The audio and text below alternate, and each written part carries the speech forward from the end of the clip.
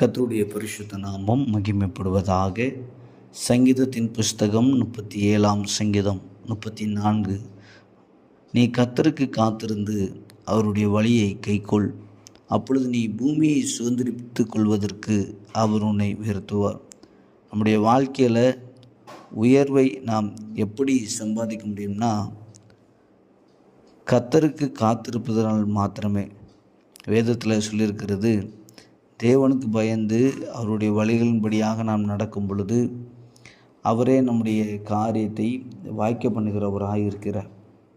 நம்முடைய வாழ்க்கை நம்முடைய தேவனுடைய கருத்தில் இருக்கிறபடினாலே தேவன் நம்மை உயர்த்தும்படியாய் எப்பொழுதும் அவர் சமூகத்தில் நாம் காத்திருப்பதை நாம் வாஞ்சிப்போம். காத்திருப்பது என்பது தேவ சமூகத்திலே நாம் ஜெபிப்பதும், தேவ சமூகத்தில் இருப்பதும், தேவனுடைய வார்த்தையை நாம் கேட்டு நடப்பதுமாய் காணப்படுகிறது. அவருடைய வழிகள் நமக்கு பரிசுத்த வேதாகமத்தில் சொல்லப்பட்டிருக்கிறது.